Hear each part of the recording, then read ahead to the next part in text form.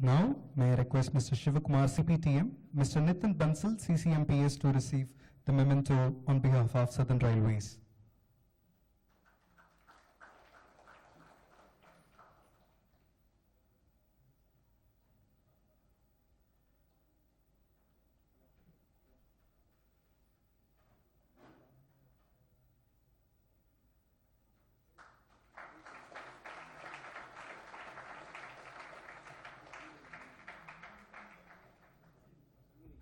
Now, may I request Mr. Kaushik Raghu, Ms. Kalai Selvi Srinivas to receive the memento on behalf of IITM external volunteers.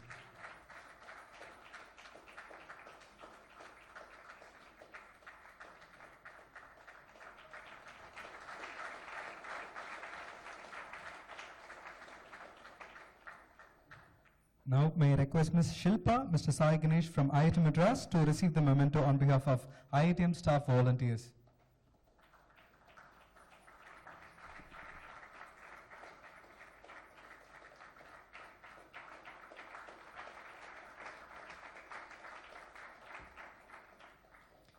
Thank you, everyone. You have been the pillars of this prestigious program. So, may I now request Honorable Governor Thiru R.N. Ravi to deliver the Chief Guest Address.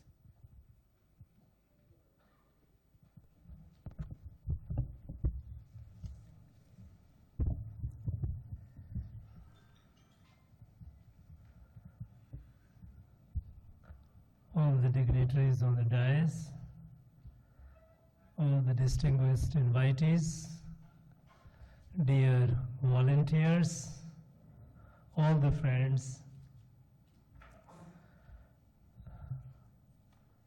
This evening, this get-together is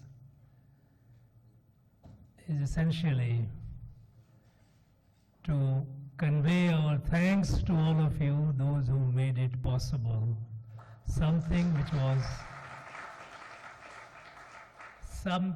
that was unthinkable, something that was incredible, the way it was conducted with the cooperation of all of you. You know, such a perfect alignment among those who were thinking, those who were planning, those who were executing. It was seamless. The thought of this unique, you call it an experiment,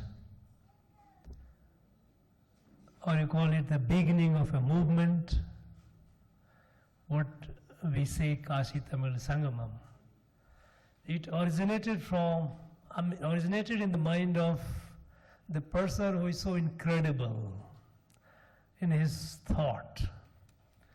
That is Prime Minister Modi.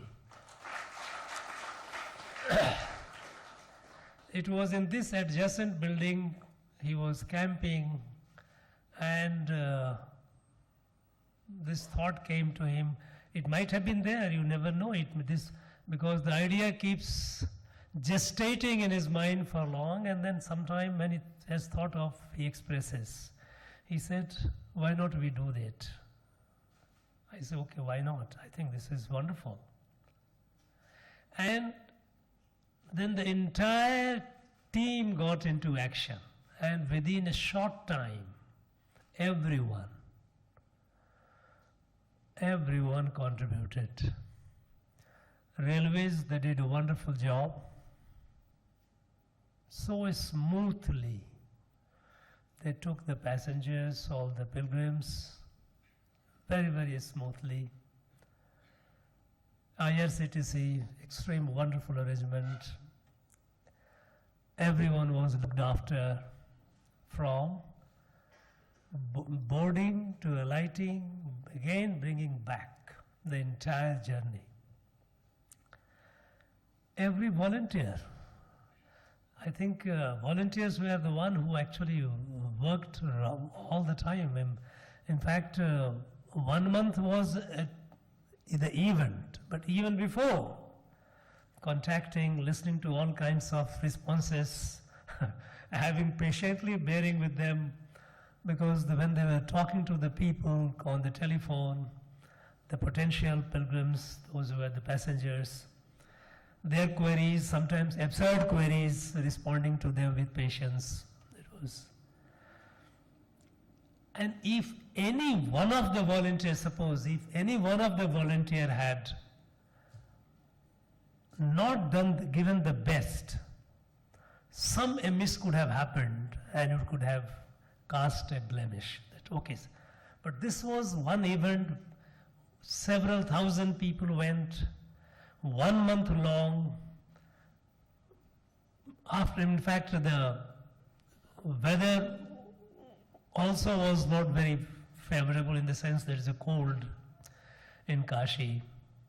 Then taking to Kashi, from Kashi to Ayodhya, Ayodhya to Prayag, and this entire exercise went off so smoothly thanks to each one of you, the government machinery and the volunteers. Within a short time, hardly a week, and the wonderful couple, DK and Hema, they produced a 200-page book on the Connect. I mean, it is again something, we all say, okay, we have Connect, and there are a lot of evidences, but putting together at one place so much of material in such a way, with historic authenticity, in a chronological sequence, making it presentable, readable, it's again a remarkable feat. Everyone, we had Professor Madhanayagam from Central Institute for Classical Tamil. He also gave in about nearly almost half an hour description of how that all connect. Everyone got together. Now, this is the power of unity. The Prime Minister often says, and not only he says, but he also makes it happen. Everything, earlier, for any scheme that government thinks, or anyone in the government thinks, they used to rely on the government machinery. That the government machinery would do it. And they did it, it's not that they didn't, but that spirit you often find when the government making Swachhata Abhiyan, cleanliness, building toilets, health schemes, your education, whatever scheme you take it, it is Jan Andolan. That is people's movement, people's participation. And that is what made this so unique. That's this entire event of 1 month. 1 month was the event. Preparation was from quite ahead. People were all working. Professor Kamakoti and his team here and other way. Then Sudhasa Sai and Vedya Subramaniam. Everyone was, it was a teamwork. And it shows how if we are together, work together with a sense of involvement. It's not that it is a duty given to us. We feel that we must, it is a mission. We have to get it done. Now, what next? This Kashi Tamil Sangamam, this idea of it, which Prime Minister expressed and articulated, and which with the cooperation of all of you was translated into action. It is essentially the vision in the person. The way Prime Minister Modi looks at the country it is fundamentally different from the way country was looked at before. It's not that he started looking at country after he became Prime Minister. This is his training. This is how he has evolved. Even before when he was Chief Minister, and even before becoming a Chief Minister, the orientation of the person is such that he looks at this country from the perspective of Bharat as a family, as a kutumbam. And this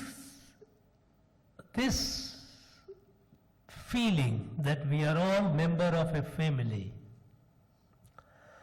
it's a reality, but this reality is covered under a smoke screen, created since the colonial period and continued thereafter by our system of education, which looked at this country in terms of differences, as if it is a conglomeration of so many different regions, different people, different cultures put together. Other day, I read in the newspaper, a public figure mentions that this country was stitched together by our leaders. Stitched together. I mean, no, this shows, you don't blame him, because that person has been educated in a way that has taught us that the way the British looked at this country. So this fundamental change in looking at the country, this is all the change that you see today, all the resurgence of Bharat, internally, externally. Within the country, there is a positive air in the atmosphere, positivity, temper, positive temper. There is, yes, we can do it, we will do it. Setting up incredible targets, achieving it before time. All these we all see it. Now, if anyone says we can do it, people don't doubt. They say, yes, I think we will do it. We have no doubt about it. Externally, the world is looking at this country with expectation of leadership, expectation to solve the problems of the world, the global problems, be it climate, be it poverty, be it pandemic, be it war, be it peace. The countries of the world look at this country, our Bharat, with expectation of leadership. All these fundamental changes which has happened in a short period of time, it is primarily the way we started looking at this country. And most of the problems that we had so far is again rooted in this very fact that the way we looked at the country. When we look at the country in terms of differences, you are only trying to patch the differences, you are only trying to find artificial means of bringing together dispute resolutions, trying to see that, okay, mitigate the differences. And these were all temporary solutions. Solutions you give, it gives rise to more problems. And that is why, at the time, 1947, 48, and subsequent years, if you look at the areas after areas of the country, Kashmir became violent, Northeast became violent, Central India became violent, Maoist became turbulent. All kinds of problems have started coming all over the country because we kept looking at each part of the country as separate. And so I started finding a solution for that particular part, and even in that part, if there is a sub-part, that sub-part is different. We never looked at the country as a whole. There is a difference between looking at the whole and looking at the parts. When you look at the whole, look at this country as a whole, as we often say, Bharat Mata. If it's a human, it's a living body, then hand may be different, leg may be different, eyes may be different, ears may be different, all have different functions. But the problem of hand is not limited to hand, it is a problem of the body. Problem of the leg is not the problem of the leg, it's a problem of the body. And when you look at the problem in any part of the country as a problem of the country, it has to be addressed as one, then you have a different approach. And that is what is being done today. And this is what we need to carry on. Now, unfortunately, in Tamil Nadu, there has been a regressive politics. Regressive politics that we are Dravidian, we have nothing to do with this, and we have been just, by virtue of constitution and all, we have been brought together. And entire effort has been created in last over half a century to reinforce this narrative that we are not part of the nation. Integrally, we are not part of the nation. That is why often they talk about too much stress on federalism. Little realizing Bharat came several thousand years before the states were created. When did a state come? States started beginning in 1919 during the British. Concept of provinces for administrative purposes. So we must realize that our union is an organic union. It is not a contractual union. Like United States of America, where states have given a contract. Okay, we are here with you. No. It is essentially one country. There should not be any confusion about that. For administrative conveniences, for meeting out the regional and local aspirations, we have to have states, and we respect that. But the spirit is that of oneness. Here in Tamil Nadu, a different kind of narrative has been created. Everything that for the whole of the country which is applicable, Tamil Nadu here will say, no, we are not. Anything you say, they will say, no, we are not. It has become a habit. And this habit has been reinforced to a great deal by all sections of the people, including academia. In fact, so many theses have been written, all false, all fiction, poor fiction. Not even a well-written fiction, I must tell you. Very poor literature have been created. But somehow people have been fed on that. Now this has to break. Truth has to prevail. And the truth is that we are all one. It's a part of Bharat, and in fact, Tamil Nadu. In fact, Tamil Nadu is the one place, let us say Tamilgam is more appropriate. This land keeps the soul of Bharat, the identity of Bharat, the idea of Bharat. Because the rest of the country suffered a lot of devastation by the foreigners for a very long time. A lot of confusion have happened, a lot of crises have emerged. Somehow here in this land, it has been preserved for several thousand years. So this is the hope to keep this whole Bharat, to rejuvenate this Bharat. And this hope, some people have tried to turn it into a despair. No, that is not acceptable. All these narratives are based on falsehood. Bhagavad Gita, Lord Sri Krishna, at one point he starts explaining about the self, about the Atmana. He says how it is concealed.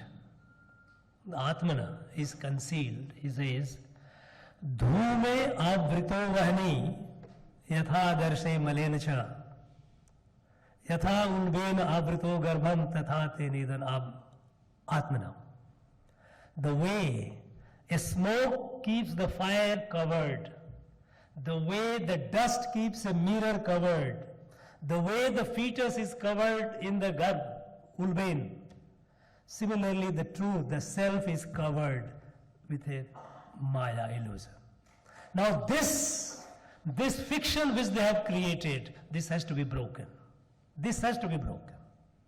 And Kasi Tamil Sangamam is a beginning of it, is a very powerful beginning of it.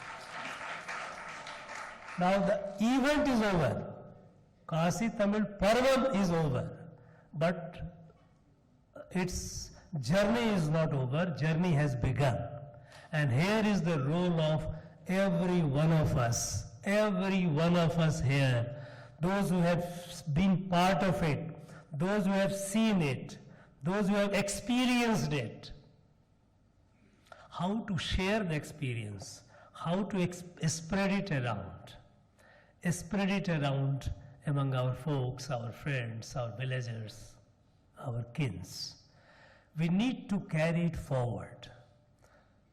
And I would urge every one of you present here, and even those who are not able to make it, many of those who have gone as pilgrims and as passengers, they too, we all need to carry forward this journey until the false narrative that that we are different, we are separate, that narrative, that falsehood has to be exposed. Let us do it, and I'm sure we will do it. And as far as I am concerned, I know that the country is, and not only I, but I can sense it even among many of you who have met and whoever, I meet a number of people. I have been meeting all through, not only here, but even before. The whole country, they have a full trust in the leadership. Because here is a person who has no personal interest, who has no personal family, who has no personal ambition. Abuse him left and right, there are people do it. He is unmindful of that. He is determined in his mission to restore the glory of Bharat. The glory of Bharat. And in this mission, all of us must contribute our best. Whatever, we all have our duty to this Bharat Mata. If we look at this as a Bharat Mata, and look at ourselves as her son or daughter, then with a sense of duty, with a sense of commitment, let us do whatever we can and make this country great. Leadership is there, we have to contribute and fulfill the dream of every Bharatiya, that in the next 25 years, this is ours, not only ours, this is our quarter century. In this quarter century, now